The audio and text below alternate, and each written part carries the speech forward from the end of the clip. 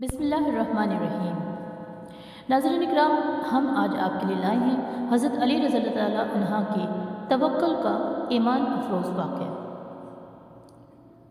एक बार हज़रत अली रज़ी अल्लाह तआला अन्हा अहले नरवान से जिहाद के लिए निकलना चाहते थे कि मुसाफिर बिन औफ बिन अल-अहमर ने आपसे कहा कि आप इस वक्त ना जाएं और दिन के 3 घंटे गुजर जाने के बाद जाएं।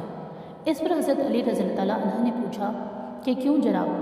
उसने कहा कि क्योंकि आप इस घड़ी में जाएंगे तो आपको और आपके साथियों को शदीद नुकसान पहुंचेगा, और अगर इस वक्त में जाएंगे जो मैंने बताया है तो आपको कामयाबी और गलबा नसीब होगा।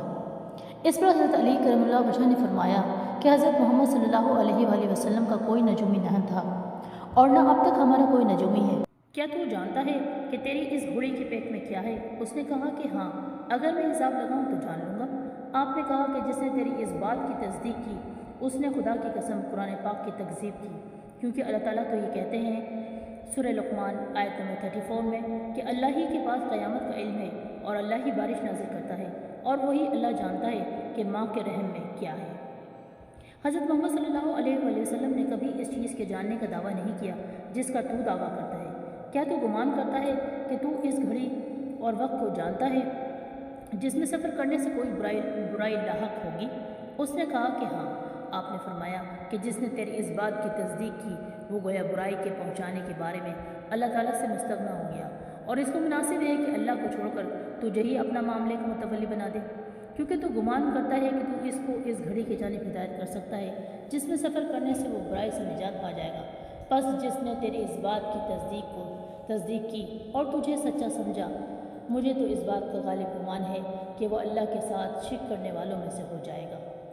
फिर आपने फरमाया कि ए अल्लाह, कोई फ़ाल नहीं है मगर तेरा फ़ाल ही सबसे बेहतर है, और कोई खैर नहीं है मगर तेरा खैर ही सबसे बेहतर है।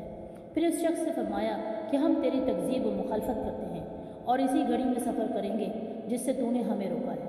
फिर आपने लोगों को देखकर फरमाया कि ए लोगों, तुम इल्म नजूम से बचो, क्योंकि नजूमी तो काफिर है और काफिर जहन्नुम में है। फिर इस शख्स से कहा कि अल्लाह की कसम, अगर मुझे ये बात पहुंची कि तू इल्म नजूम में गौर व फिक्र करता है और इस पर अमल करता है तो मैं तुझे तेरे या मेरे रहने तक हद से दवाम में रख दूँगा, और जितना मेरे बस में है इस कदर तुझको बख्शिश से महरूम कर दूँगा। इसके बाद आप इसी वक्त में सफ़र पर निकले जिसमें निकलने से इसने मना किया था, और अहले नरवान के पास आए और उनको कत्ल किया।